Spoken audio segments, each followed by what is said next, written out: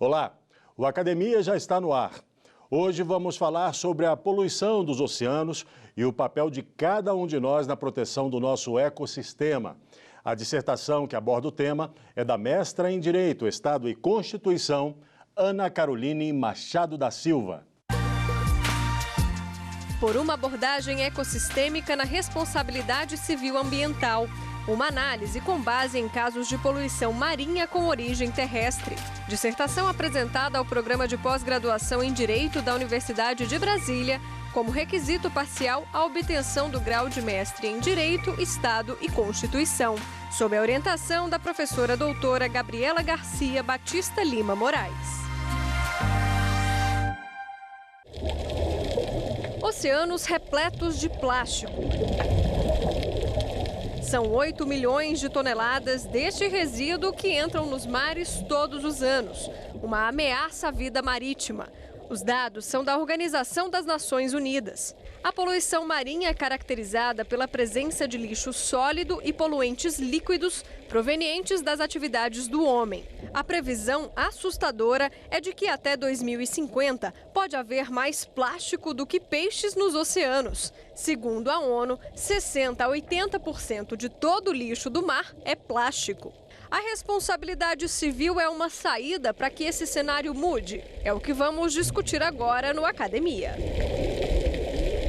Participam hoje do programa Flávia Frangetto, doutora em Direito Ambiental, Edivaldo Marins Rocha, mestre em Direito Público. Quero agradecer a presença de vocês aqui e já me dirijo à Ana Caroline para que ela faça uma exposição inicial sobre o trabalho para que o espectador possa conhecer um pouco mais da sua dissertação. Seja bem-vinda, fique à vontade. Obrigada. Bom, gostaria primeiramente de agradecer o convite da TV Justiça, aqui na pessoa do Alexandre Matula, cumprimentar a doutora Flávia e o doutor Edivaldo. É um prazer estar aqui hoje, poder falar um pouco sobre a minha pesquisa e poder discutir um pouco desse tema que eu considero tão importante com vocês. E explicando um pouco sobre o contexto da minha pesquisa, ela surgiu no âmbito de alguns estudos realizados num grupo de pesquisa de estudos de recursos naturais da Universidade de Brasília. E lá nós estávamos trabalhando com 2 projetos de pesquisa, um voltado para recursos hídricos e o outro voltado para recursos marinhos.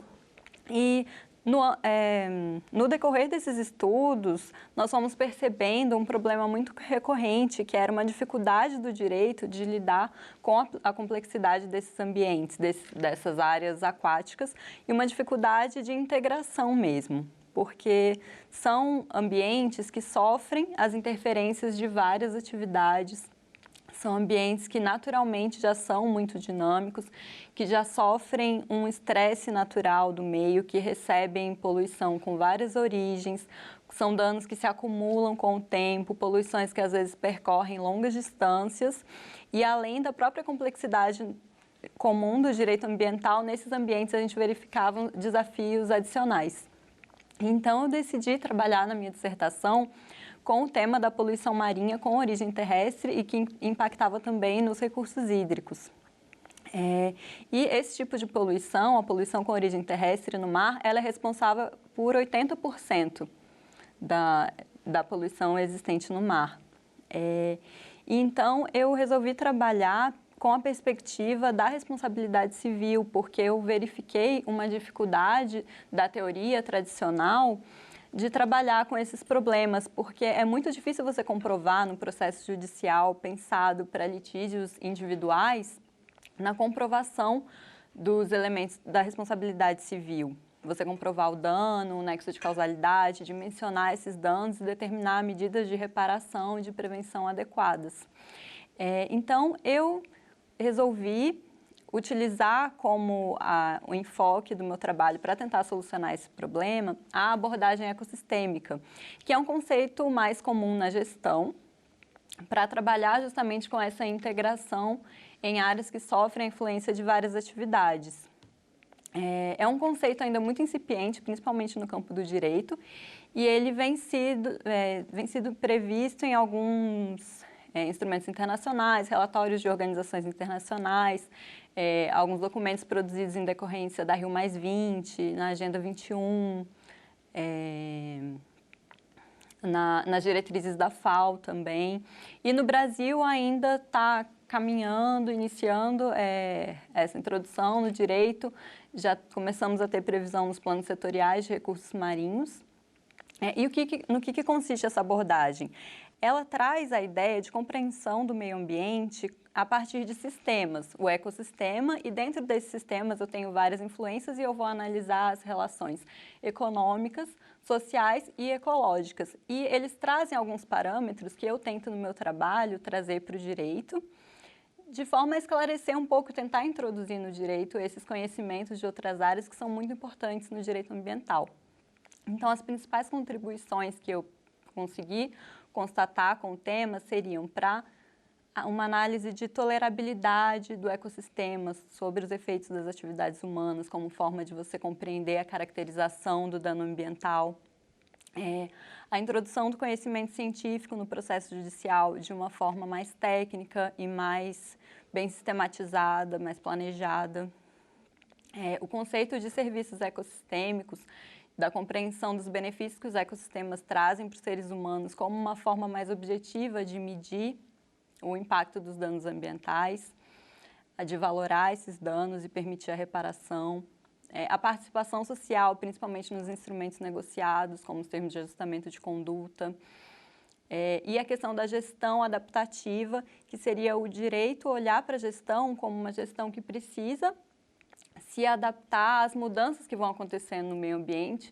saber reagir até a possíveis erros de gestão e o que o judiciário pode fazer em relação a isso quando essas demandas chegam para ele. Então, essas foram as principais contribuições que eu consegui com a minha pesquisa para tentar fazer com que as funções de prevenção e reparação na responsabilidade civil, nesses casos de poluição marinha com origem terrestre, a partir desse aporte teórico, né? É um tema muito importante e esse olhar é brilhante em relação a isso, porque me parece novo. Bom, eu vou chamar uma rodada de perguntas agora para os seus convidados fazerem as questões. Doutora Flávia, seja muito bem-vinda. Por favor, faça uma questão para a Ana Caroline. Ana Caroline, eu fiquei admirada ao ler o seu texto, o seu trabalho, porque você fez uma leitura profunda do direito ambiental. Eu notei que, na medida em que alguns conceitos foram visitados com a linguagem que você resolveu utilizar, você deu um passo maior para a gente conseguir uma elevação do patamar de qualidade ambiental, sobretudo no judiciário, né? Porque parece que você procurou ligar as questões mais técnicas para que elas possam ser absorvidas dentro de um ambiente de uma decisão da aplicação da lei. Então, eu fiquei bastante satisfeita com isso. Parabéns nesse sentido. E eu gostaria, assim, tentando entrar dentro do mérito, discutir questões que me pareceram relevantes e muito próximas à forma com que eu acho que o desenvolvimento sustentável, no princípio, né, principiologicamente, o desenvolvimento sustentável pregava e prega como um instrumento, ou, enfim, como um orientador das formas com que se deve aplicar o direito. O desenvolvimento sustentável tem a abordagem integrada, em que precisa ter aquele tripé, né, o equilíbrio entre ecológico, econômico e social. Eu queria saber de você como você visualiza alguma diferença ou semelhança entre a abordagem sistêmica e a abordagem integrada do desenvolvimento sustentável, considerando que ela já está positivada, essa última. Né? E ela está positivada. Eles são a mesma coisa ou você procurou tratá-la de uma forma independente? Bom, obrigada, doutora Flávia, pela pergunta. Eu entendo que eles são complementares. Eu acho, inclusive, que a abordagem ecossistêmica é uma ferramenta para se implementar o desenvolvimento sustentável. Pelo desenvolvimento sustentável, a gente tem aquela ideia de trazer o pilar econômico, o social e o ecológico, e eu acho que com a abordagem ecossistêmica a gente tenta justamente trazer para a prática, principalmente da gestão, esses conceitos a partir de alguns critérios muito importantes, como a introdução do conhecimento científico para trazer o aspecto ecológico, mecanismos de participação, de oitiva de todos os interessados e atingidos pelas interferências no meio ambiente, como uma forma de integrar esse pilar social. A valoração por metodologias mais específicas, por exemplo, dos serviços ecossistêmicos, como uma forma de trazer o pilar econômico também. Assim, é mais ampla, tem alguns outros aspectos, mas eu acho que ela é um passo que a gente dá além para conseguir a implementação do desenvolvimento sustentável. E como eu disse, ela é mais pensada para a gestão, e a minha tentativa no trabalho foi justamente tentar extrair disso alguns princípios ou algumas obrigações que pudessem vir para o campo do direito e de alguma forma, trazer isso para o processo judicial, porque a teoria tradicional de responsabilidade civil não traz, ela é pensada para litígios individuais, não é pensada para os direitos difusos, então essa morosidade do processo judicial, ela não casa com a celeridade que a gente precisa para averiguar as lesões ao meio ambiente, para pleitear por uma reparação que é ampla, que eu não consigo demonstrar cada etapa, cada dano individual que decorreu disso. Então, foi uma tentativa de aliar esses dois e eu acho que ela contribui, sim, para o desenvolvimento sustentável. Perfeito. Ótimo. Doutor Divaldo, seja muito bem-vindo mais uma vez à academia. Faça uma questão, por favor, para a Ana Caroline. Muito obrigado. Primeiramente, agradeço novamente o convite, poder participar de tão prestigiado programa. Parabenizo a doutora Ana Caroline pelo trabalho muito profundo e um tema atual, sobretudo na sua delimitação, quando se trata da poluição marítima decorrente de atividades no continente terrestre. Achei muito pertinente em seu trabalho citar, sob a perspectiva de Niklas Luhmann, a teoria dos sistemas. E justamente o sistema do direito, assim como o sistema da economia, apesar de autônomos, são dinâmicos e se interrelacionam. E também da importância de considerar o homem e a atividade humana, econômica e social, dentro de um sistema que precisa ser preservado ou restaurado. E é justamente nesse ponto, nesse sentido, que eu coloco o meu questionamento. Dentro da perspectiva ecossistêmica, qual seria a sua definição, talvez sobre uma ótica mais utilitarista, de poluição e dano ambiental? Bom, obrigada, doutor Divaldo, pela pergunta. No meu trabalho, na primeira parte, eu trato justamente dessa lacuna que existe no direito de um conceito fechado de dano ambiental. E na responsabilidade civil, esse é o conceito que vai atrair a incidência do direito. Nós temos até o conceito de poluição com base em alguns reflexos das atividades no meio e eu tendo certos impactos, eu considero que existe poluição. E para o dano ambiental, a definição acaba sendo totalmente doutrinária. Então, eu entendo que essa ideia de uma abordagem por ecossistemas traz um conceito interessante de dano ambiental, porque passa a ser considerado como dano ambiental aquela interferência que prejudica o equilíbrio do meio ambiente, o equilíbrio daquele sistema específico.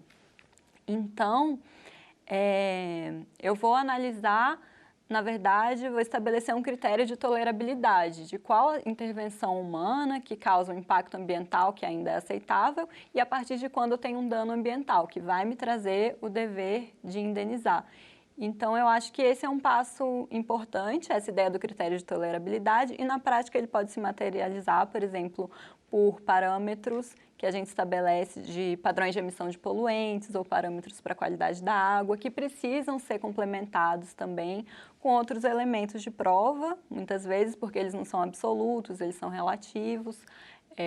Você pode ter, por exemplo, uma água que está hoje obedecendo a todos os parâmetros administrativos, mas num outro momento eu tive uma situação de poluição muito forte e os peixes daquela região ainda estão impactados, ainda não se restabeleceu a fauna do local, então eu ainda tenho um prejuízo para a pesca. Então, todos esses efeitos, eles precisam ser mensurados para eu definir o que é o dano ambiental. Então, eu acho que o principal critério é esse, da tolerância do meio em relação àquelas interferências que estão acontecendo. Quando eu prejudico o desequilíbrio, eu tenho o dano ambiental. Eu quero voltar nesse assunto no próximo bloco. Eu peço licença a você, Ana Caroline, também aos nossos convidados. Nós vamos fazer agora um rápido intervalo. Daqui a pouco a gente volta. Fique conosco aqui na Academia.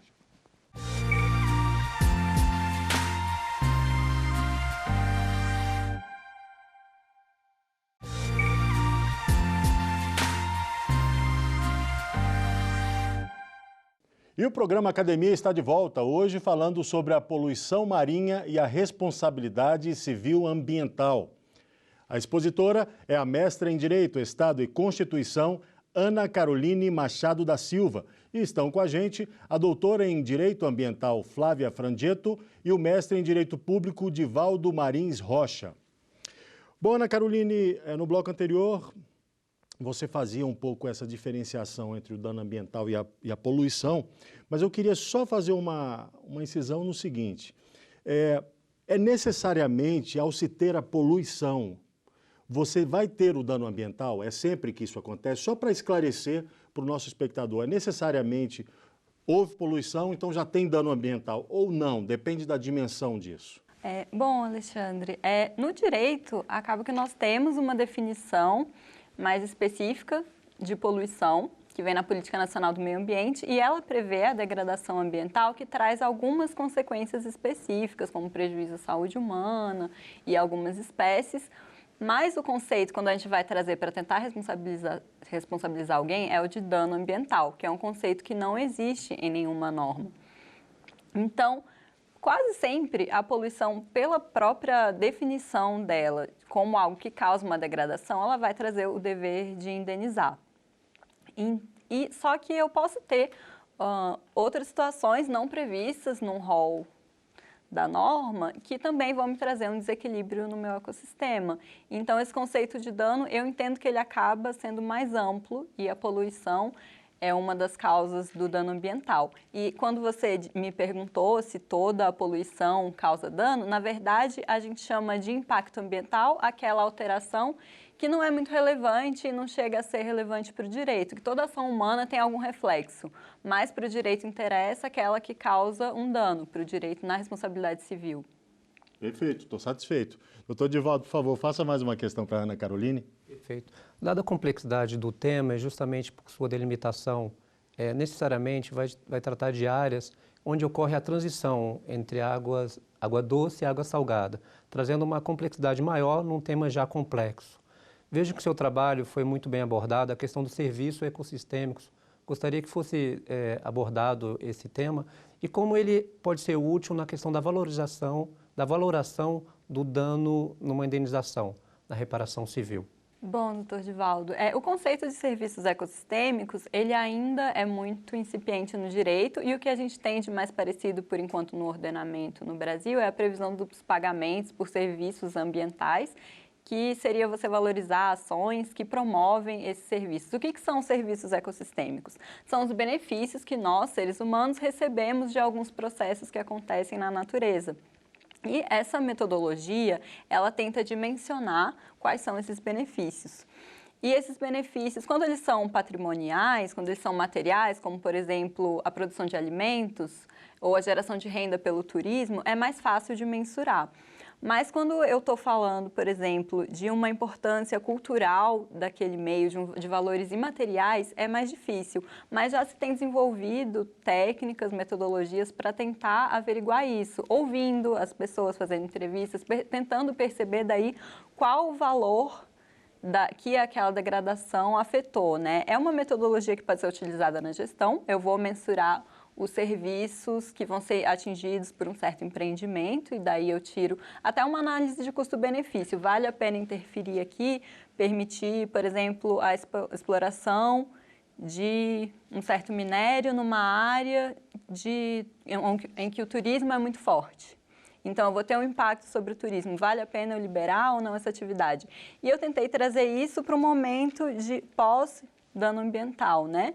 A partir daí, quais foram os prejuízos que eu realmente tive por conta dessa degradação? E aí eu incluo esse elemento econômico de uma forma mais objetiva, mais completa, e até a própria percepção das pessoas atingidas também nessa valoração. E eu acho que a contribuição principal é essa, porque a gente não tem também uma metodologia específica prevista em lei, né? Uhum. Ótimo. Doutora Flávia, por favor, mais uma questão para a Ana Caroline. Ana Caroline, eu me preocupo muito com o fato de o direito ambiental brasileiro estar muito assim, regulado em todas as situações do futuro que a gente sequer viveu ainda, né? Eu sei que o direito ele é prospectivo, ele tenta resolver problemas que ele já identificou. Mas me parece que com o aumento da exigibilidade em relação a esse critério de tolerância, questões que são consideradas, num determinado momento, simples impactos ambientais negativos, passam a, como você mesma coloca, da questão da cumulatividade, a configurar, se não um dano, antes disso, uma ameaça. E essa ameaça já é tutelada pelo direito. Como você vê isso dentro da responsabilização ao longo das gerações?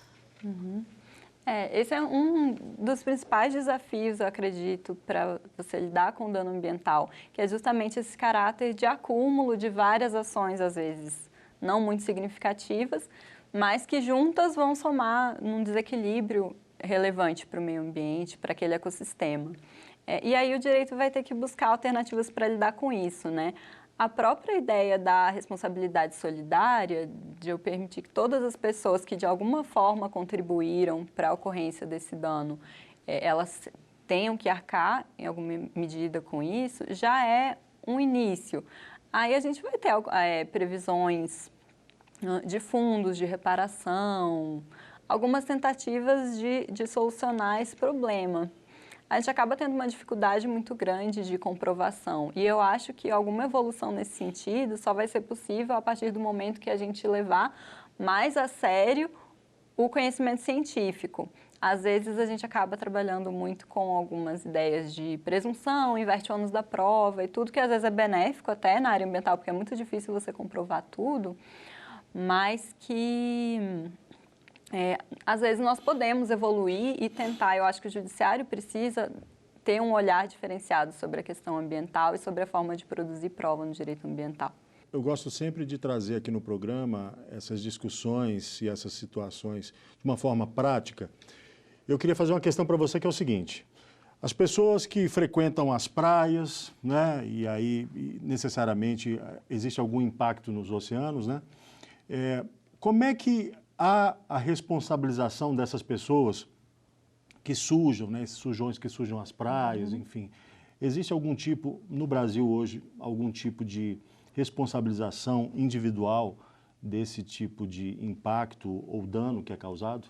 Bom, a possibilidade pela norma existe, né? E talvez nessas infrações a gente tenha até a questão da esfera administrativa muito importante, né? Das infrações administrativas, quando você descumpre essas normas, às vezes pode vir uma imposição de multa ou algo nesse sentido.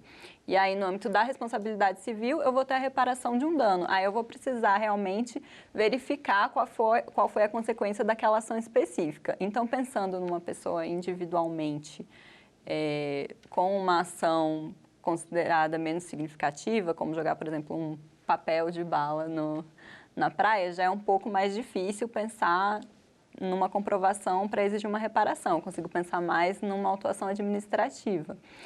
Mas a gente pensando isso de forma mais sistemática, até do ponto de vista da responsabilidade do próprio Estado ou de concessionárias responsáveis pelo serviço público, que tem uma responsabilidade de fiscalização. E eu tenho, por exemplo, muitos dos casos que eu abordei foram de poluição por despejo de esgoto. E aí você tem problemas que são individuais, mas problemas que são sistêmicos das cidades e da forma como ela está estruturada. Então, a gente analisar também o papel individual e na medida do que a gente consegue comprovar do prejuízo do que aquela pessoa realmente causou, mas eu acho que é importante trabalhar de uma forma mais macro, onde o Estado pode estar falhando ou não, em danos que são muito recorrentes, né? Eu pergunto isso porque quando você vai alcançar determinadas corporações, né, empresas, aí fica um pouco mais simples, eu digo, no sentido da operação, de você conseguir identificar e detectar. Agora, se vamos dizer, um exemplo bem prático, assim, uma família vai na praia, aí suja, é plástico, é papel, não tem ninguém lá para fiscalizar isso, né, doutora? E não existe nenhum histórico ou casos que a gente conheça de pessoa que foi à praia, jogou papel e plástico e isso foi levado para a água e veio alguém, toma aqui uma multa porque você acabou de sujar a praia e a água. A gente conhece isso no direito brasileiro, né? Nos Estados Unidos eu já vi acontecer e a multa é alta, mas aqui eu nunca vi acontecer de fato. Agora, o direito já prevê a qualquer implicação que signifique uma perda de qualidade ambiental, uma necessidade de reparação proporcional àquele tipo de impacto. Então, é uma questão da gente atuar mais, e os próprios órgãos, né, de fiscalização, como a doutora Ana Caroline colocou, de conseguir que esse direito seja aplicado. Na individualização, eu gosto muito da ideia de relação de crédito e débito, que todos têm um impacto ambiental negativo ao longo da sua vida, é uma questão de sobrevivência, né? Mas que ele seja amortizado com um impacto positivo que faça um retorno àquela situação anterior, de modo que a gente tenha um equilíbrio. E na responsabilidade solidária, inclusive terceiros que não provocaram aquilo podem ser aqueles limpadores do ambiente que foi sacrificado em um impacto. Perfeito. Doutor Divaldo, o senhor acha que para a aplicação disso a gente não consegue ir muito longe, ou que a gente basicamente vai depender da mudança de cultura e conscientização da população? Eu digo nesses casos individuais assim? Qual é a sua opinião? Exatamente. Eu creio que tudo envolve uma questão cultural de preservação coletiva do ambiente. E o importante ter não só o indivíduo, mas empresarialmente falando, não significa que uma área necessariamente que já sofre uma degradação por justamente atividades que vão se acumulando, que vão excluir a questão da uma indenização por uma atitude delitiva de uma empresa ou do indivíduo. O que significa, não é porque uma área está degradada, ela exime ou exclui a indenização por uma degradação superveniente disso. Então é importante a contribuição de cada um nesse sistema. Como a doutora bem coloca, é uma questão macro e deve ser analisada sobre uma ótica ecossistêmica, onde todos fazem parte não só da sua restauração, como da preservação. Perfeito. Doutor Divaldo, muito obrigado por vir à academia. Doutora Flávia também, muito obrigado. Parabéns pelo seu trabalho. Esse tema é fascinante e o seu olhar foi muito bom também, muito interessante para a gente poder entender um pouco, viu? Muito obrigado de vir aqui compartilhar com a gente essas ideias, tá bom? O Academia fica por aqui. Você pode assistir a íntegra deste e de programas anteriores disponíveis na internet. Acesse o nosso canal no YouTube, TV Justiça Oficial. E o nosso e-mail é academia@stf.jus.br. Saúde e paz para você. E até o próximo programa. Tchau.